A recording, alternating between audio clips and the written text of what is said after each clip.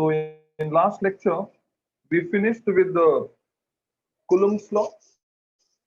We had a expression for Coulomb's law, then dielectric constant. Then after that, we have discussed definition of 1 Coulomb, then vector form of Coulomb's law. And I have given one numerical, and I hope you have done that numerical. And of course, this is the question. So, what is the answer? If anybody 8 into 10 raised to minus 12. 8 into 10 raised to minus 12. 8 into 2.88 into 10 raised to minus 3. Newton. minus 12. Minus 12. 8 into 10 raised to minus 12. 2.88 into 10 raised to minus 3 minus 8 3 into 10 Newton. raised to minus 12. Newton. how many students have got 2.88 into 10 raised to minus Yes, sir. 3? Yes sir, मेरे को भी 2.88 आया. Yes, sir. So, मेरे को भी लगता है कि you should get this value. तो चेक करते हैं कि ये मिलता है कि नहीं मिलता है. So when it comes to बच्चा जिसको भी ये value मिला है, you got right answer. This one, that is 2.88 into 10 raised to minus 3 Newton. Check कर लो आप जिसको नहीं मिला है. The value of Q1, it is 1.6 into 10 raised to minus 6 Coulomb. Q2 is 4 into 10 raised to minus 6 Coulomb. And R, that is distance is 2 meter. The value of K, that is dielectric constant, is 5. Medium, it is going to have dielectric constant 5, right? Now, Yes. you're supposed to find the value of F. And you know that 1 upon 4 pi epsilon 0, that value is 9 into 10 raised to 9 9. Yes. Yes. Newton meter square per Coulomb square. Per Coulomb That is going to square. be the SI unit, right? So when it comes to formula, obviously you're going to deal with the Coulomb's law. तो हम लोग Coulomb's law को formula लिखेंगे, that is F is equal to 1 upon 4 pi epsilon 0 K K. Q1 Q1, Q2 upon R square. R square. R square. Now it's a matter of substitution. सब values तो हमको पता ही है. So F is equal to बच्चा 1 upon 4 pi 9 epsilon into 0. 10 raised 9 to into 9 10 raised to 9 upon upon 5. 5. Very good. Upon K तो है ना, so it will be 5. 5 Q1 is 4 into 10 raised to minus 6. minus 6. Q2 is 1.6. 1.6 और 6 एक into 10 minus raised 6. to minus 6. minus से 12. होगा minus. ठीक है. And नीचे R का square, 2 का square तो 4 होता है बच्चा. 4 cancel. 4 cancel होगा. So F will be equal to 9 into 1.6 is 8 14.4. into 10 raised to 8. 3.4. 5 into Exactly. 10 So it is 10 raised to minus 9 3. or minus 12 minus 3. minus 3. And 14 upon 14.4 upon 5 तो यही 2.88. आएगा बच्चा. 2.88. Yes. Very good. 2.88 into 10 raised to minus 3. So this should be the answer. Yes. जिसको भी answer right मिला है, good. जिसको नहीं मिला एक बार चेक कर लो बच्चा. एकदम इजी क्वेश्चन था. See to it that next time mistake नहीं होना चाहिए. हो सकता है किसी ने के का वैल्यू मतलब ये पूरा वैल्यू 5 लिया होगा. ये भी हो सकता है. बट ये जो के है ये डायलेक्ट्रिक कांस्टेंट है. ये जो पूरा टर्म का के जो है वो अलग है. वो के अलग है और ये के अलग है. याद रखना.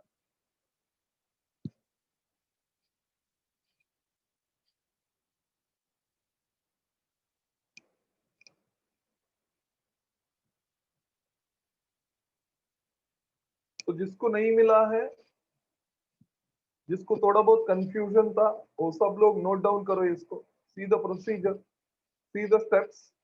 You are supposed to get 2.88 into 10. हाँ हेलो बोलो. सर.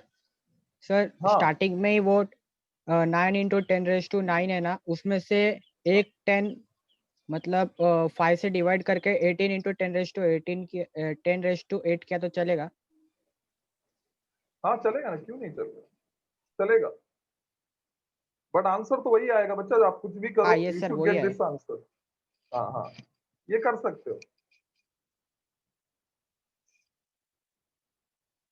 मतलब आपको 18 into 10⁸ आएगा ये पूरा term. yes yes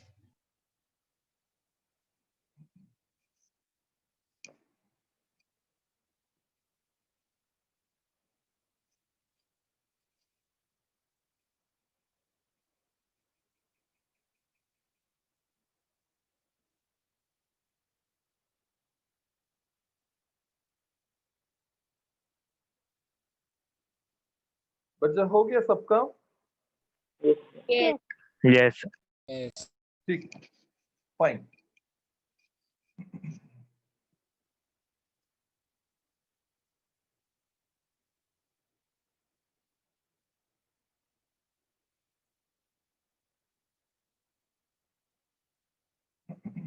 fine then, सो कुलम्स लॉ एक न्यूमेरिकल्स करते ही थोड़ा बहुत ज्यादा क्लैरिटी हो जाता है कि ऐसा यूज करना, ठीक है बच्चा। सिस्टम में अभी दो चार्ज है, अभी इसका वजह से इसके ऊपर फोर्स कितना होगा या इसको वजह से इसको ऊपर कितना फोर्स होगा आपको फाइंड आउट करना है, तो ऑब्वियसली आप यूज करेंगे कुलम्स लॉ। बट सपोज एक सिस्टम है जिसमें बहुत सारा चार्जेस है, Q1, Q2, Q3, Q4 and this will go on up to Qn। इसका मतलब n नंबर ऑफ चार्जेस है। अभी मेरे को इसको ऊपर फोर्स फाइंड आउट करना है इन सब का वजह से, due to all the charges. तभी तो मैं कुलम्स लॉ यूज नहीं कर सकता हूं, क्योंकि कुलम्स लॉ दो ही चार्जेस के बीच में फोर्स फाइंड आउट कर सकता है, right. So if I want to find force acting on any one charge due to all other charge, तो मेरे को एक प्रिंसिपल यूज करना है, उसको हम लोग सुपरपोजिशन प्रिंसिपल बोलते हैं। I repeat, if you want to find force acting on any one charge due to many other charges, then you're going to use superposition principle. So the next topic, it is going to be superposition principle, right? So force से deal कर रहे हैं, तो it is going to be superposition principle for forces.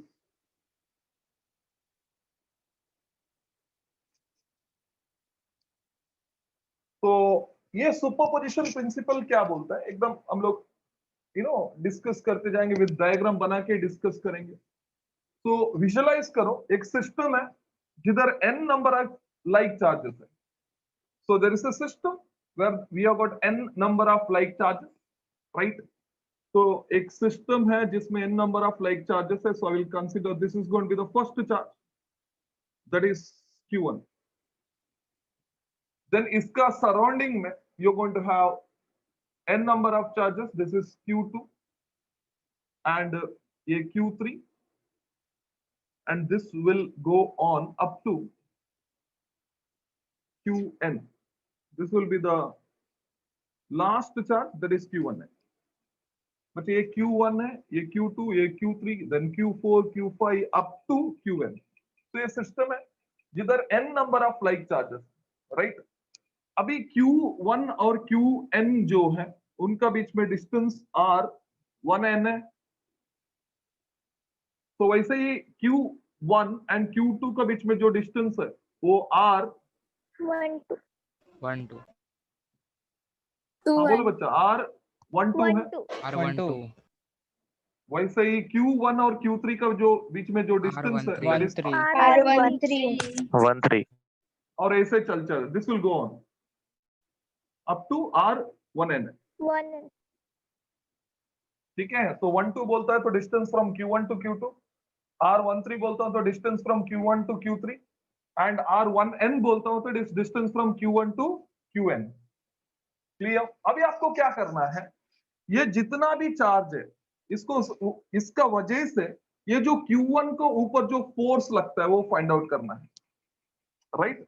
तो in that case हम लोग को क्या करना है, जब भी आपको ये गिवन चार्ज इसके ऊपर आपको फोर्स फाइंड आउट करना है, आप क्या करेंगे, फर्स्ट स्टेप बाय स्टेप, मतलब आप क्या करेंगे, पहला दो ही चार्ज अज्यूम करेंगे, बाकी सब भूल जाएंगे। आई मीन पहला आप Q1 और Q2 ही है सिस्टम में सोचेंगे, बाकी सबको भूल जाएंगे एंड उसको पहला सॉल्व करेंगे। देन Q2 को और Q3 को कंसिडर करेंगे, बाकी सबको भूल जाएंगे, देन Q4 को अप टू Q1 तक करेंगे, राइट।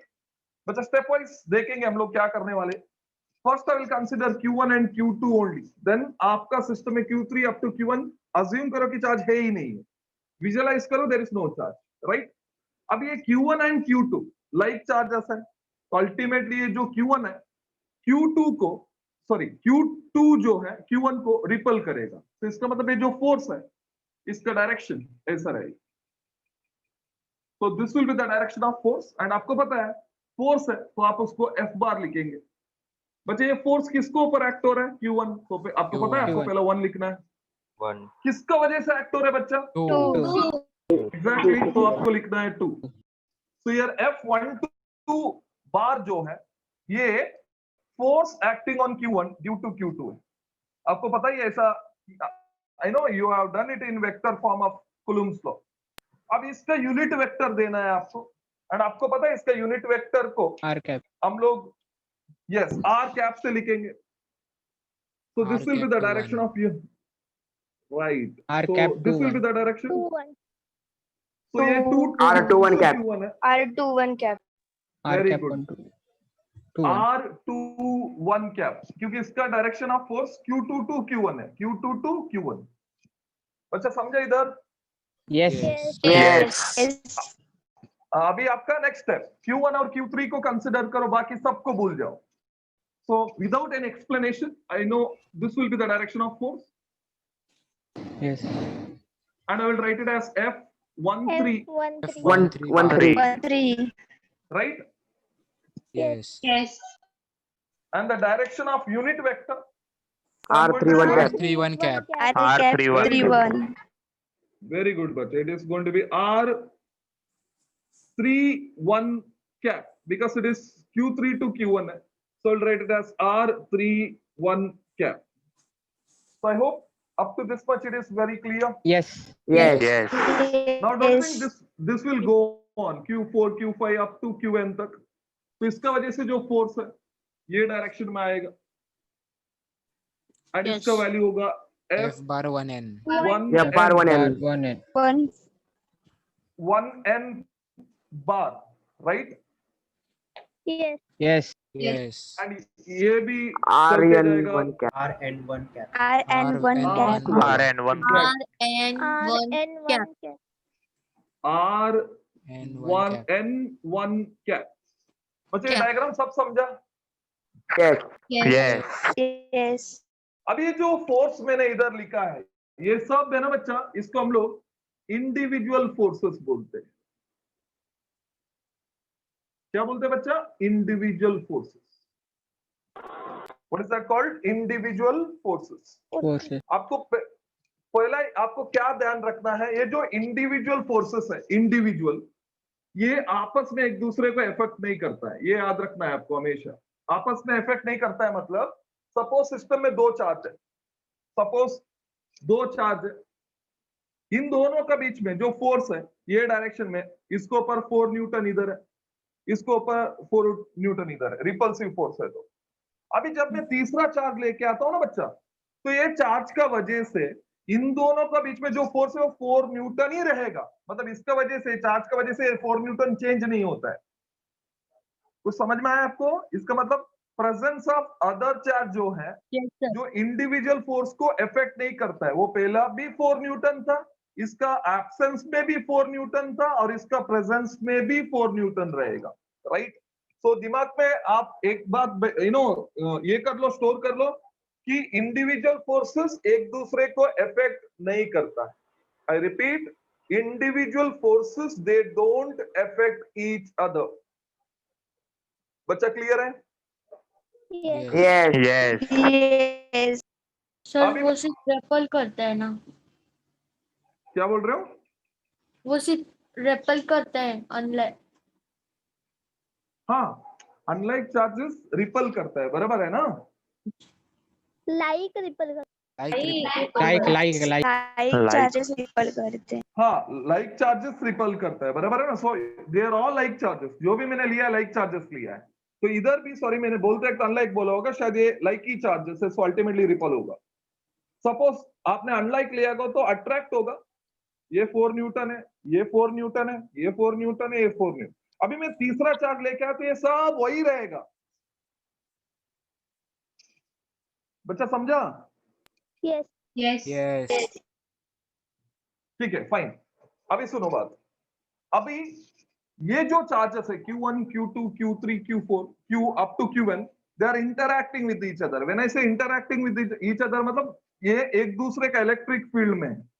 आई रिपीट, एक दूसरे का इलेक्ट्रिक फील्ड में है, इसके लिए तो फोर्स एक्सपीरियंस करता है, राइट? बट हम लोग ने टारगेट चार्ज रखा है Q1 को, तो हमारा Q1 को ऊपर हमको फोर्स फाइंड आउट करना है, राइट? तो इन दैट केस हम लोग को क्या करना है, इधर नेट फोर्स फाइंड आउट करना है। तो आपको पहला क्या ध्यान देना है, जो फोर्स है बच्चे, फोर्स वेक्टर है कि स्केलर है? Vector. बात खत्म, एकदम सिंपल है। जब फोर्स वेक्टर है तो आपको एडिशन जो है ना, एडिशन, वेक्टर एडिशन करना पड़ेगा। कौन सा एडिशन बच्चा? Vector addition. हाँ, तो यही सुपरपोजिशन प्रिंसिपल बोलता है। मतलब आपका क्वांटिटी वेक्टर है तो आपको वेक्टर एडिशन करना पड़ेगा। आपका क्वांटिटी स्केलर है, स्केलर, तो आपको अलजेब्रिक एडिशन करना पड़ेगा, algebraic addition. Is it very clear? जैसा चार्ज को हम Yes. चार्ज स्केलर है तो उसका एडिशन क्या होता है बच्चे? वेक्टर एडिशन होता है कि Algebraic अलजेब्रिक एडिशन होता है? Algebraic Algebraic. addition. Exactly. Algebraic. क्योंकि ये फोर्स वेक्टर है तो हम लोग को वेक्टर एडिशन करना पड़ेगा। तो मैं आपको स्टेटमेंट बता रहा हूं, ध्यान से सुनो। When many charges are interacting, then the force acting on, the net force acting on given charge is equal to vector sum of individual forces acting on given charge due to all other charges. I repeat, when many charges are interacting, then the net force acting on given charge is equal to vector sum of individual forces acting on given charge due to all other charges. Due to all other charges, मतलब एकदम simple statement है, आपको vector addition करना है। ठीक है, ध्यान देना, मैं स्टेटमेंट लिख रहा हूं। When many charges are interacting, बच्चों when I say interacting, इसका मतलब they are in the electric field of each other.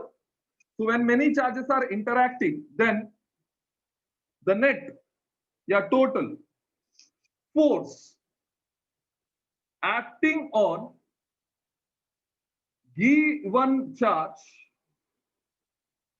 is equal to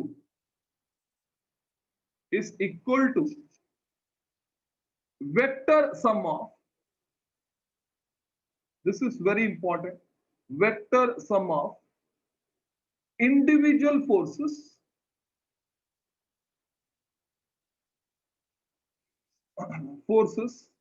acting on given charge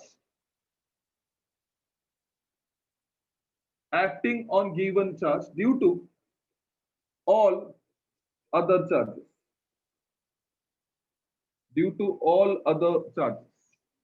I hope statement एकदम clear है।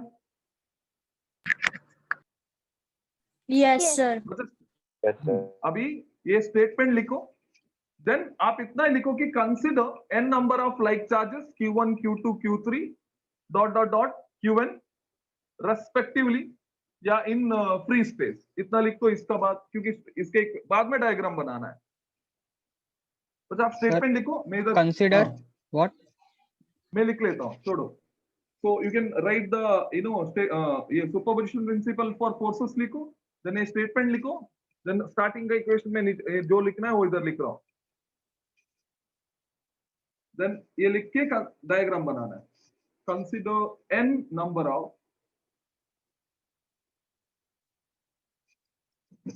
like point charges, that is Q1, Q2 dot dot dot dot Qn in free space.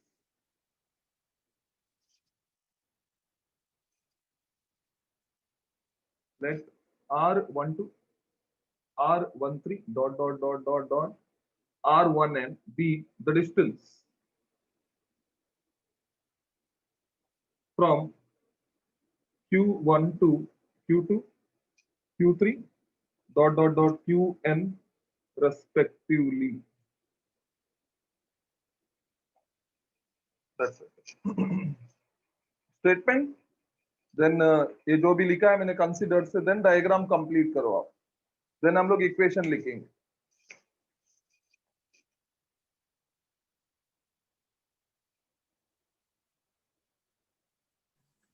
Sir इसके बाद diagram बनाने का है.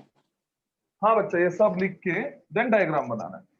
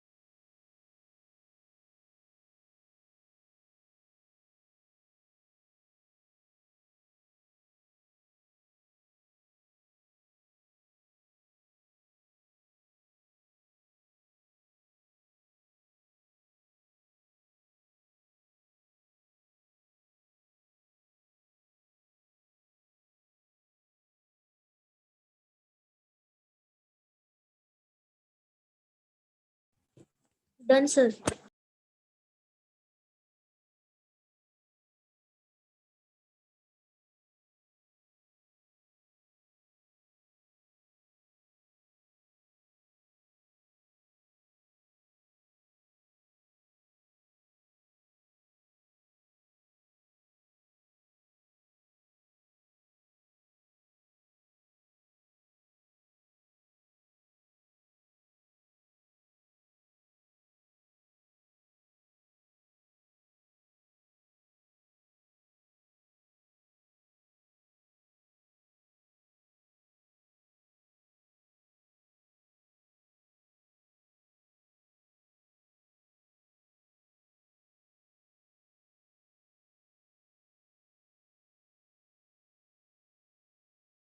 Done, sir.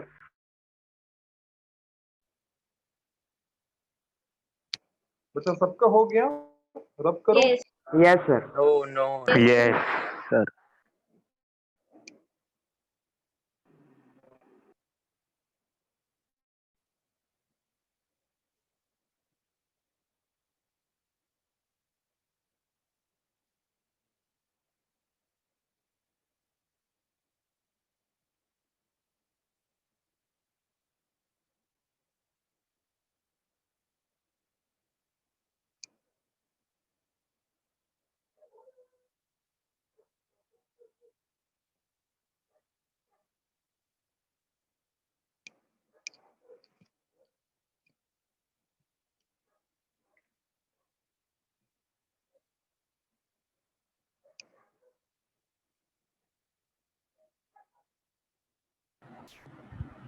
Done, sir.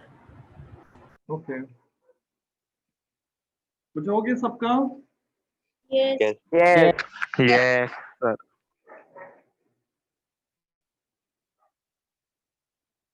तो जिसका भी बाकी रहेगा ऑब्वियसली डायग्राम ही रहेगा. ठीक, तो डायग्राम का थोड़ा जरूरत पड़ेगा. अभी Q1 को ऊपर जो नेट फोर्स लगता है, I will assume that it is F. ठीक है, So according to superposition principle,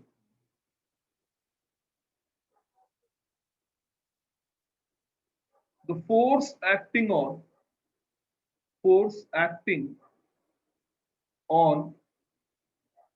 so I'll take this force to be F.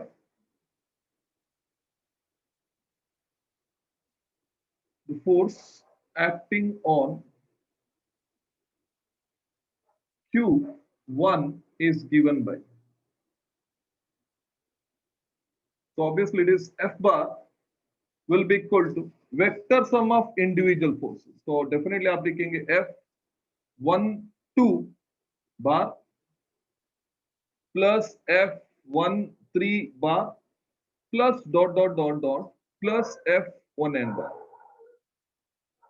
तो अब ये जो इंडिविजुअल फोर्सेस है ये एक्सपांड हो सकता है using Coulomb's law.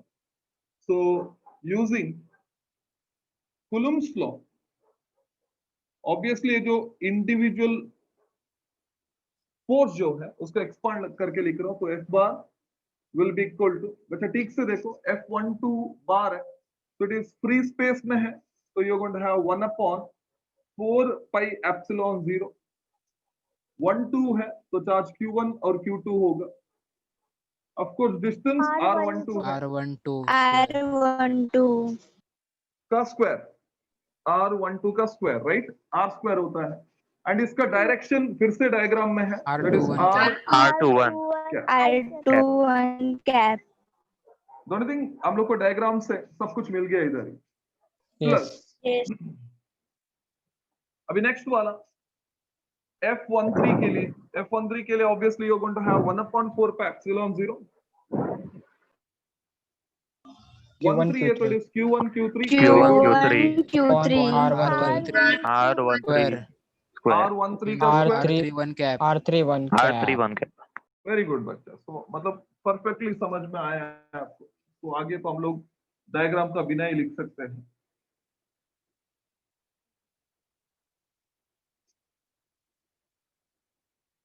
Fine. So plus dot dot dot plus last वाला बच्चा F1n 1/4 pi 4 pi epsilon 0 epsilon Q1 epsilon Q1 0 Q1 Q1 upon R1n upon R1 square R1 to cap. R1 cap. R1 cap. N1 cap. Yes. Right, Rn1 cap. अब अभी हमारा target charge जो है obviously Q1 है तो उसको हम लोग बाहर निकाल सकते हैं.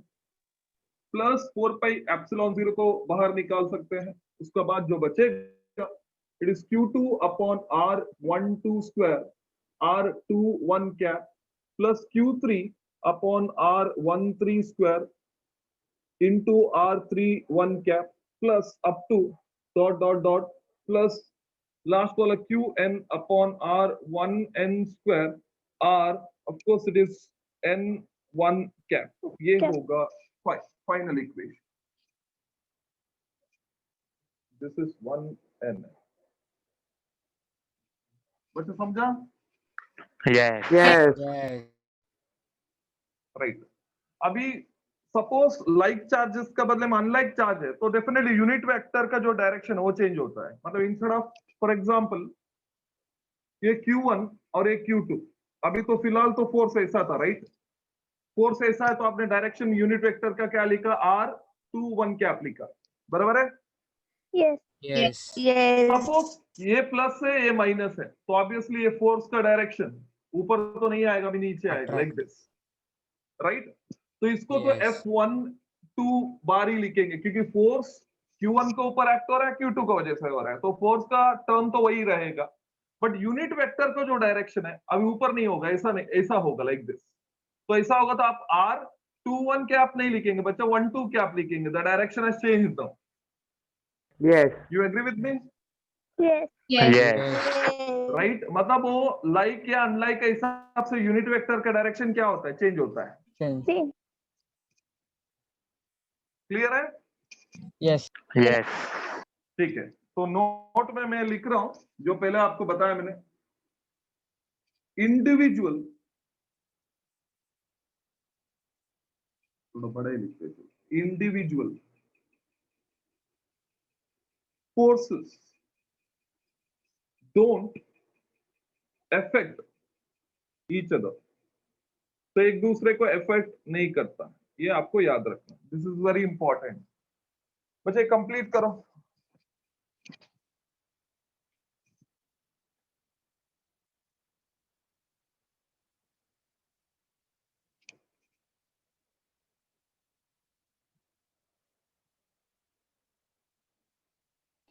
सर यूनिट वेक्टर भी अफेक्ट होगा ना? क्या बोल रहे हो? यूनिट वेक्टर अफेक्ट होगा क्या?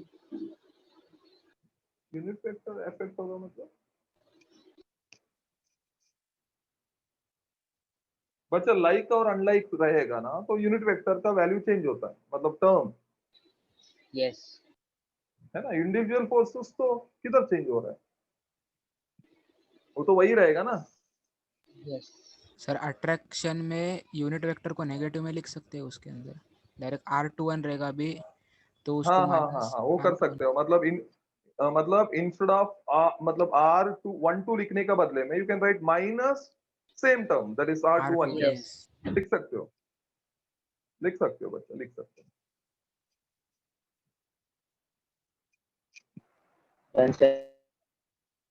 Okay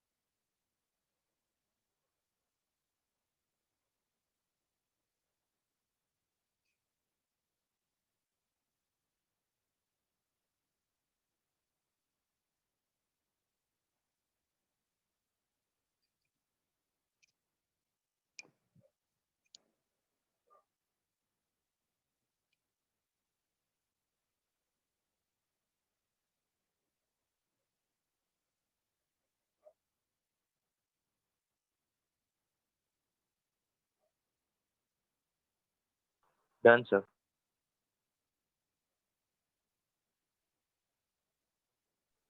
Done, sir. Done okay sir. Answer. Done. बच्चा सबका हो गया, सबका Yes. Yes. ठीक है।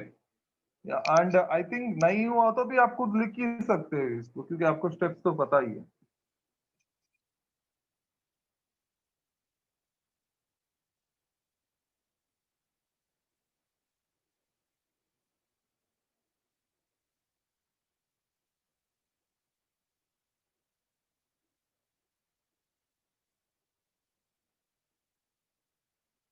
So anyway, you're done with superposition principle for forces. So next it is going to be, we will solve one question based on this. So थोड़ा बहुत clarity मिलेगा. So find force acting on QA, that is charge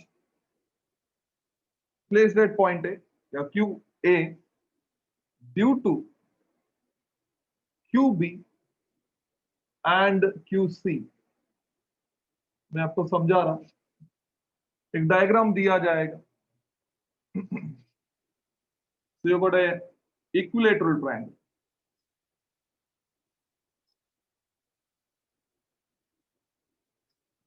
So this is point A, C, B, and this is C.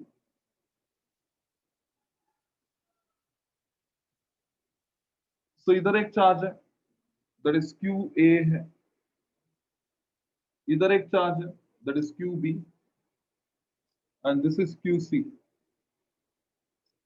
Now पूरा system free space में है, obviously हम लोग को epsilon 0 use करना है इक्वेशन में. इक्विलेटरल ट्रायंगल ऑब्वियसली सब एंगल 60 डिग्री होगा. 60. Sir Right. सर बोलो. सर अगर मीडियम नहीं दिया रहेगा तो फ्री स्पेस अज्यूम करने का. एग्जैक्टली वही अज्यूम करना है. If medium is not given then you will take it as free space. खत्म बात. ठीक है. अभी हम लोग को चार्ज का वैल्यू लेना है, सॉरी लेंथ का, ट्रायंगल का जो लेंथ है वो ले रहा हूँ. सो एक सिंपल क्वेश्चन से डील कर रहा हूँ, दैट इज मैं 1 मीटर ले रहा हूँ. तो मेरे को कैलकुलेशन में थोड़ा डिफिकल्टी नहीं चाहिए, तो I take it as 1 metre. So आपको पता है एंगल तो 60 होता है, प्लस जो साइड्स है वो इक्वल होता है, इक्विलेटरल ट्रायंगल मतलब. अभी ये जो QA है, I take it as 2 into 10 raised to minus 6 kilo, and QB जो है, ये जरूरत है क्या -6 का, चलो I take it as 2 kilo. बच्चा ये चार्ज प्लस है, याद रखना, this plus 2 coulomb, and this is, I'll take it as plus 2 coulomb, and this one, that is QC जो है, it is minus 2 coulomb, minus 2 coulomb. Is the diagram clear? Yes. Yes. Yes. Yes. yes. अब इस पहला आप क्या करेंगे, जैसा superposition principle में मैंने बताया आपको, फर्स्ट तो 2 ही चार्ज कंसीडर करना है. तो मैं फर्स्ट A एंड B को कंसीडर करूंगा, C को भूल जाऊंगा. तो I consider charge at A and charge at B. बच्चे ये प्लस है, ये भी प्लस है, तो अट्रैक्शन आएगा कि रिपल्शन आएगा बच्चा? Repulsion. Repulsion. Repulsion. तो A को उधर फोर्स जो है इसका वजह से ऑब्वियसली ये डायरेक्शन में रहेगा, and I will take that force to be F1.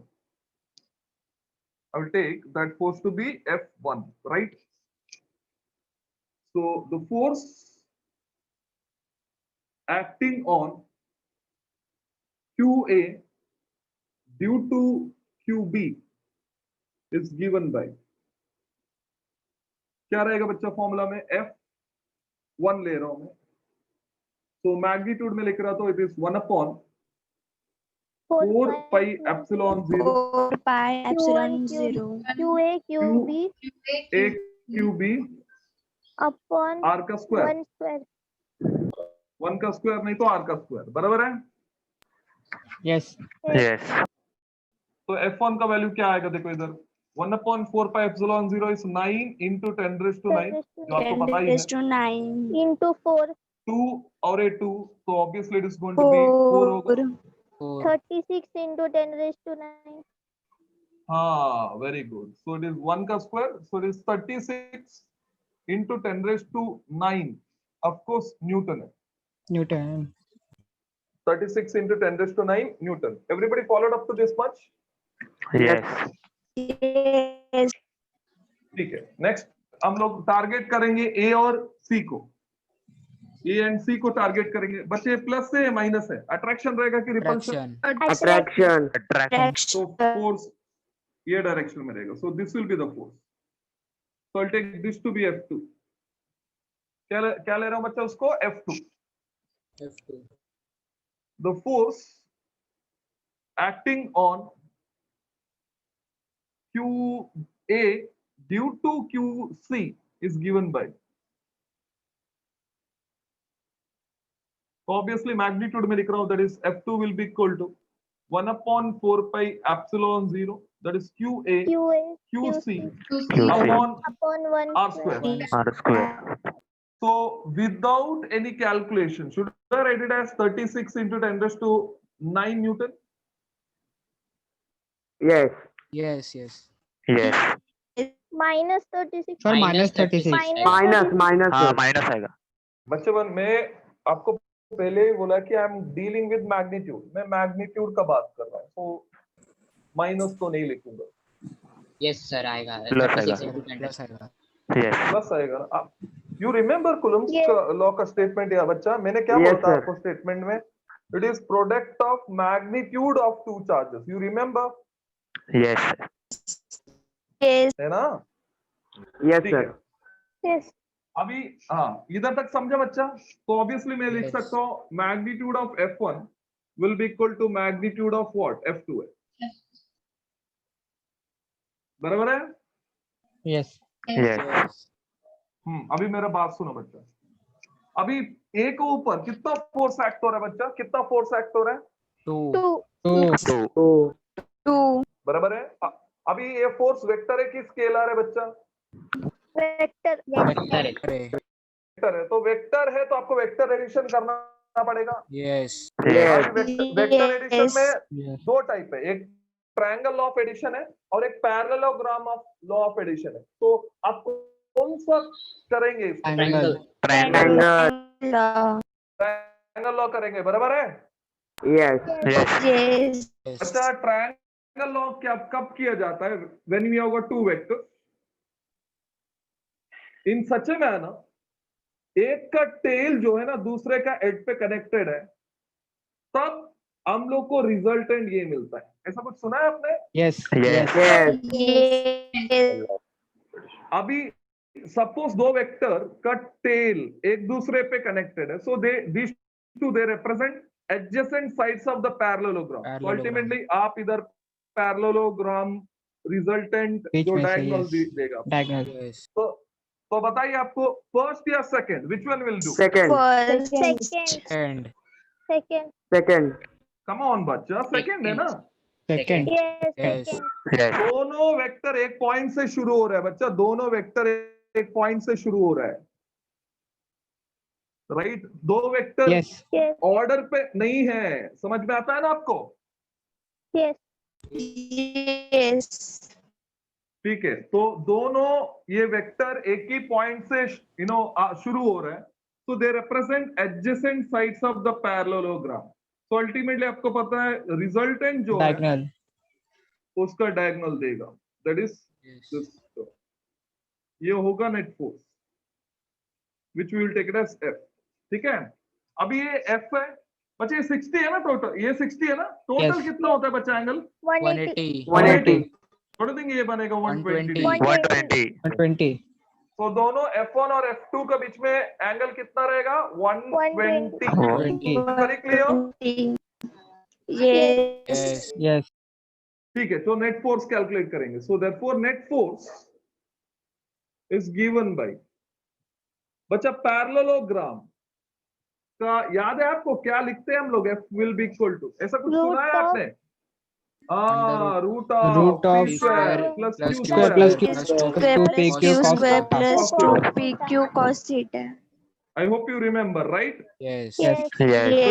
Yes. इसके हिसाब से इधर फॉर्मूला क्या आएगा बताओ? Square root of F1 square plus Root of F2 square F1 plus plus F1 F2 square cos theta Plus F2 square Oh. plus F1 F1 2 F2 F1 F2 cos theta. cos theta cos 120. 120. अभी मैं क्या कर रहा हूँ बच्चे? F1 और F2 same है ना? Yes. Yes.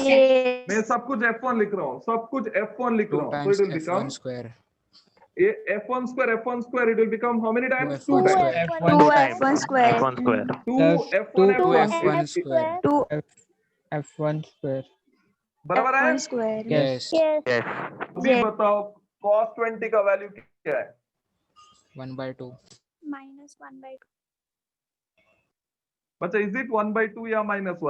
minus 1/2 Minus 1/2. Minus minus बच्चा, 1/2 -1/2 याद रखना। cos 90 कितना होता है बच्चा? 0. 0 0. और cos 180 कितना होता है बच्चा? 0. Minus Minus 1. one. Minus Minus 1.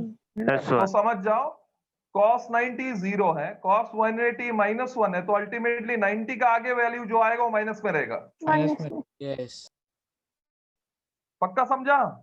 Yes. Yes. Yes.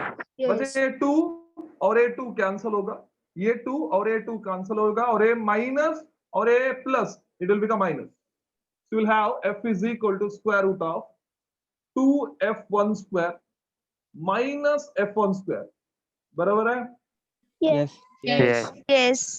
So Root don't of you F1 think square. 2 F1 square root आएगा। of F1 square. हाँ बराबर है, क्या आएगा F1 बच्चा? F1 F1 F1 square. F1 तो हम लोग ने कैलकुलेट किया ना, F1 आएगा 36 into 10 raised to 9 Newton. 36 into 10⁹. यही आंसर रहेगा बच्चा। Any confusion? No. No. No. No. ठीक है, और ये जो F1 और F2 का साथ कितना एंगल बनाएगा बच्चा? बच्चा F1 और F2 का साथ कितना एंगल बनाएगा? 120 120 का है। बच्चे 120. F F1 sin और theta, F F2 का cos theta. F sin theta. 60, F sin theta, F cos theta. 60 degree ये भी 60 डिग्री 60 Yes, 60 degree. 60 बनाएगा ना बच्चे, F1 और F2 सेम है तो Yes, sir. हाँ, yes, बीच में yes. जाएगा ना, Yes, yes. Yes. तो अल्टीमेटली एंगल क्या होगा? 60, बराबर है? Yes. ये मतलब कुछ डिफरेंट एंगल होता तो डेफिनेटली मैं tan अल्फा का फॉर्मूला यूज करता। tan अल्फा याद है ना आपको? tan alpha will be Yes. Equal to, वो फॉर्मूला यूज करते हैं हम लोग। बट इधर एंगल तो मैंने पूछा नहीं है क्वेश्चन में, डिड आई आस्क एंगल या ओनली फोर्स? Force. तो इसके लिए इधर ही एंड करेंगे। समझ में आया ना सबको? Yes. Yes, sir. हाँ कंप्लीट Yes. करो प्लीज, कंप्लीट कर लो बच्चा।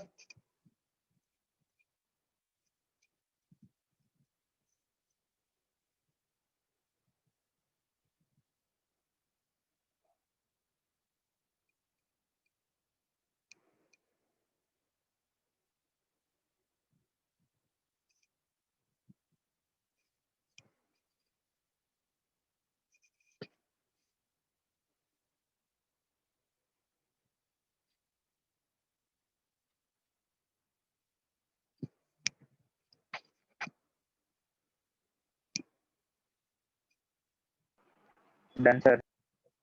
Okay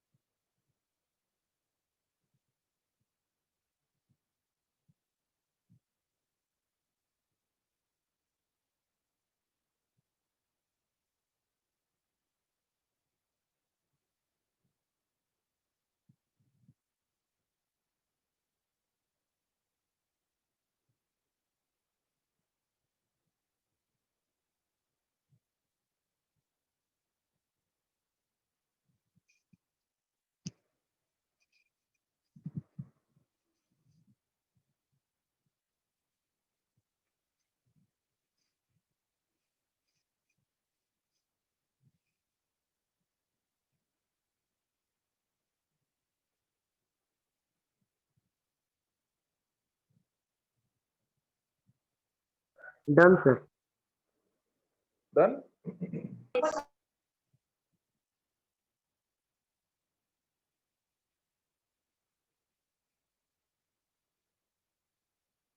Done, sir. Okay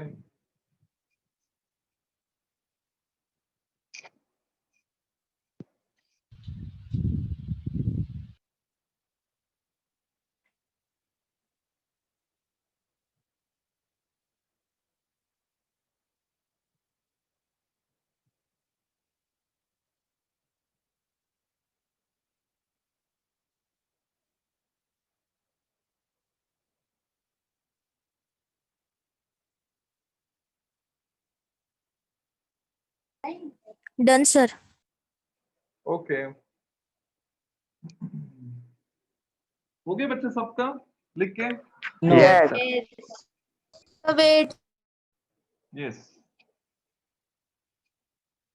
sir एक और न्यूमेरिकल हाँ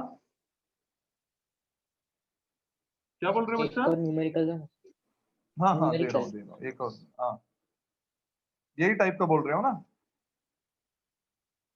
यस ठीक है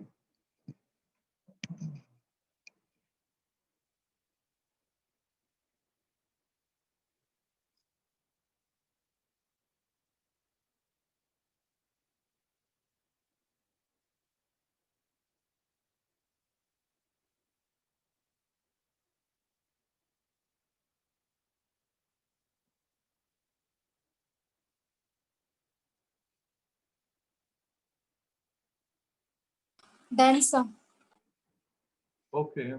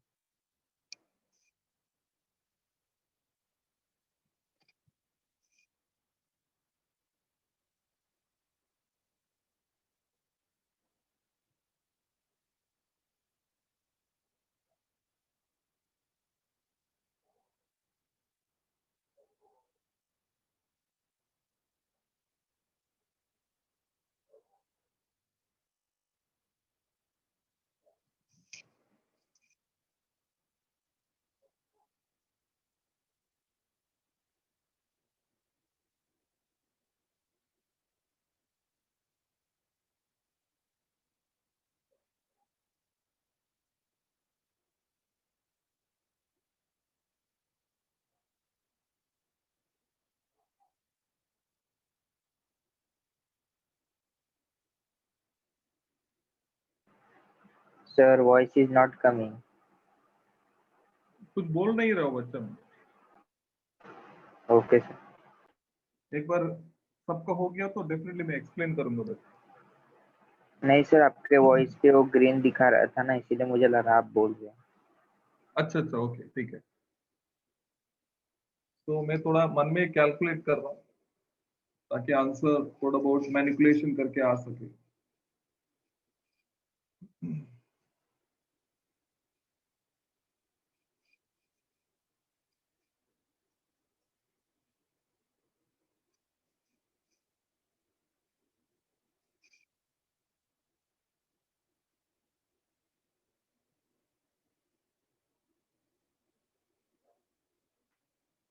So the question is find force acting on QC due to QA and QB. And triangle equilateral triangle है बच्चा। लेंथ मैंने 10 सेंटीमीटर लिया है एंड आपको पता है वैल्यू तो मीटर में लेना है आपको, मीटर में ठीक है। So the value of QA is 3 into 10 raised to minus 6 coulomb, QB is 4 into 10 raised to minus 6 coulomb and QC जो है it is 2 into 10 raised to minus 6 coulomb। तो आपको इसको पर फोर्स फाइंड आउट करना है। एंड इधर क्या किया मैंने, तीनों चार्ज को पॉजिटिव लिया है। पहले क्या था, दो पॉजिटिव था एक नेगेटिव था। Now all three charges are positive. Is the question clear बच्चा? Yes, Yes. sir. Yes, Yes, sir. sir. Solve करो, चलो प्रोसीजर तो वही होगा।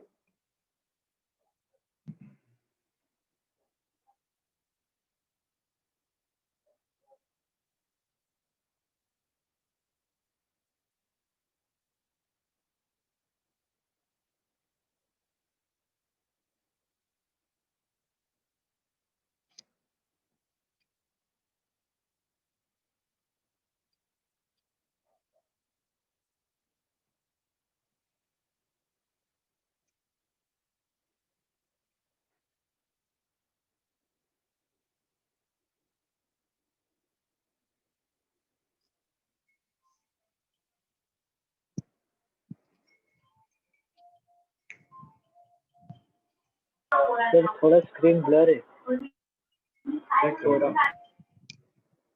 Just a second, just a second.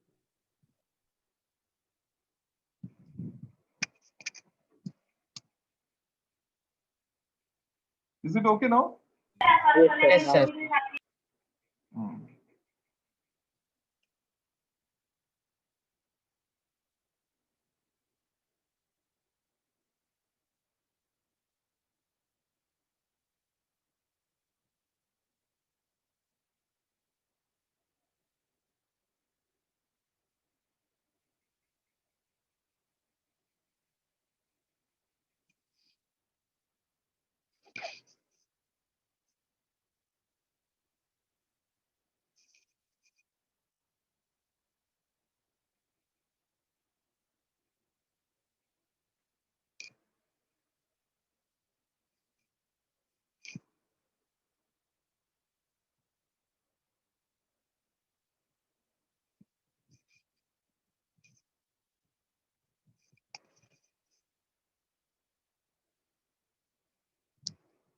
Six 15 you have got one more lecture बच्चा?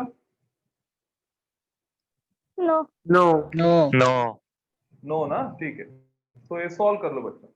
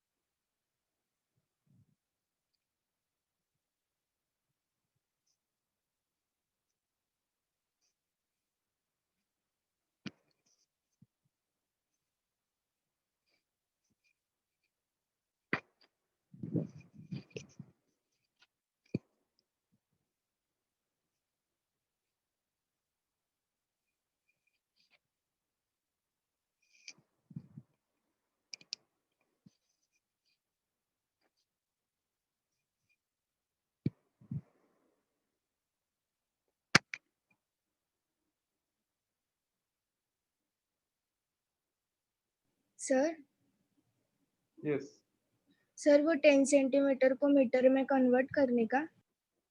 Yes बच्चा 10⁻⁻1 metre होगा ना। यस यस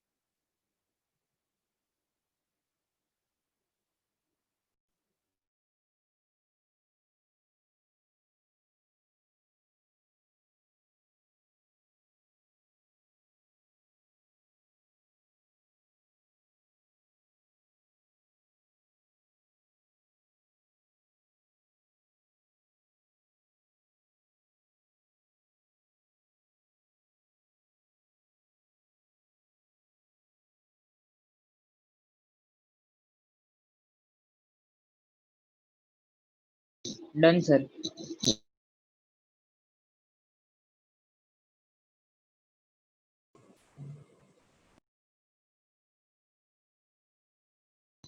सर एग्जाम्पल में वाटर दिया रहता तो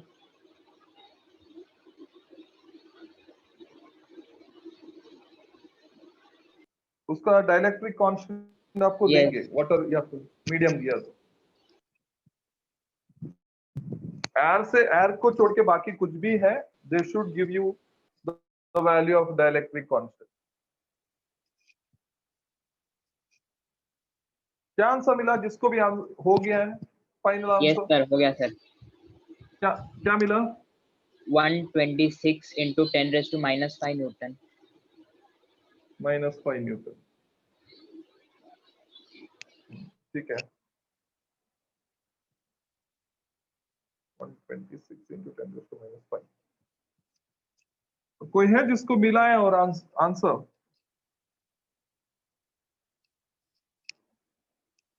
सर इसका नेट फोर्स में डाउट है।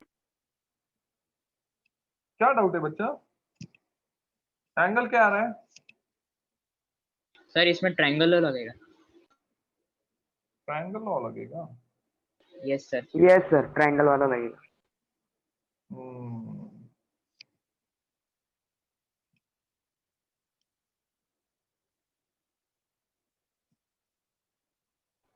ठीक है थोड़ा मेरे को समझाइए ट्रायंगल लॉ कैसा लगता है इसमें। तो आपको ट्रायंगल लॉ QC नहीं को लगेगा। हाँ तो क्या लगेगा पर दोनों बच्चा? भी फोर्स अपोज कर रहे हैं ना, नहीं लगेगा। हाँ तो नहीं लगेगा कि एक ही पॉइंट में आने वाला है ना ये भी पॉइंट में बच्चा। आने वाला है। यस हाँ एंगल 60 डिग्री रहेगा। 60 डिग्री रहेगा वर्टिकल राइट एंगल 60 डिग्री रहेगा। तो आपका एंगल 60 है बाकी सब सेम है बच्चा। आपको ट्रायंगल लॉ लगाना नहीं है इसमें, आपको इधर भी पैरेललोग्रामी लॉ लगाना है क्योंकि बच्चे ये प्लस है ये भी प्लस है तो ये रिपल होने वाला है। तो ये F1 है ये प्लस है और ये भी प्लस है तो ये भी रिपल होगा बच्चा। रिपल होने वाला है। I don't know how you know आपने ट्रायंगल लॉ कैसा लगा दिया। तो ये होगा आपका थीटा दैट इज 60 डिग्री। 60 तो रिजल्टेंट Yes. इनका बीच में आएगा बच्चा। बीच में आएगा। रिजल्टेंट इनका बीच में आएगा, ठीक है, तो ये होगा फोर्स। तो आपको इधर भी पैरेललोग्राम लॉ ही लगाना, बट इधर थोड़ा ही फर्क है। पहला 120 आता था, इधर पर्पसफुली मैंने सब चार्जेस पॉजिटिव इसके लिए लिया। I want to have angle 60 degree, क्योंकि ट्रायंगल का क्वेश्चन में एक तो एंगल 120 होगा, नहीं तो 60 होगा, दो ही पॉसिबिलिटी है। तो जिसने भी ट्रायंगल लॉ यूज किया डेफिनेटली उनको गलत आंसर आया होगा।